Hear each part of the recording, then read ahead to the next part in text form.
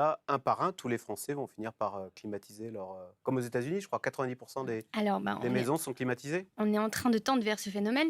Il y a plusieurs problèmes que pose la climatisation. La première, c'est les gaz frigorigènes qui sont utilisés pour ces climatiseurs, qui posent un vrai problème, qui posaient un problème pour la couche d'ozone. On a modifié ces gaz. Ils sont un petit peu moins toxiques pour les gaz, enfin, en termes de gaz à effet de serre.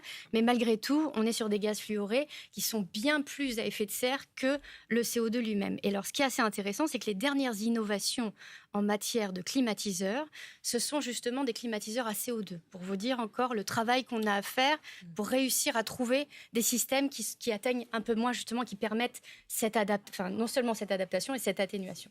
Ça, c'est le premier problème. Le deuxième, c'est vraiment le fait que si vous prenez de l'air chaud à l'intérieur et que vous allez l'extraire de votre bâtiment pour le mettre à l'extérieur, pour pouvoir refroidir votre bâtiment, nécessairement, Là encore, ce sont les lois de la physique. Pour créer du froid, il faut créer du chaud. C'est ça. Quand on crée du froid, on fait du chaud. Exactement. Donc, vous allez augmenter la température extérieure de 2 à 3 degrés. Donc, ce qui génère ce que l'on appelle des îlots de chaleur urbains. Donc, un îlot de chaleur urbain, c'est vraiment une des problématiques majeures qu'il va falloir gérer dans les 20 prochaines années. Pourquoi ? Parce que le gradient de température s'accélère. On voit à l'année 2003, année caniculaire, on avait 8 à 10 degrés d'écart entre le centre de Paris et la périphérie.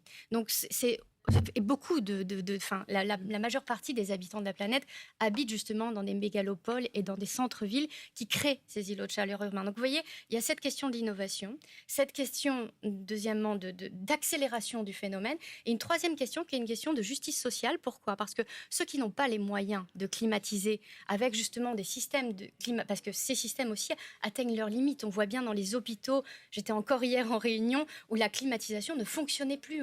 On était alors pourtant, elle était là. On atteint à un moment donné un certain niveau. Et donc, le problème, c'est que vous prenez de l'air chaud chez vous, que vous allez remettre dans la rue et que vous allez transférer à votre voisin qui, lui, n'a pas les moyens, finalement, de climatiser. Et donc, en fait, chez lui, il va ressentir ce gradient de température supplémentaire. Vous voyez, donc, c'est-à-dire que ça veut dire que les populations les plus fragiles économiquement vont être 2 fois plus touchées parce que beaucoup d'autres vont vouloir, au contraire, se prémunir de ces chaleurs.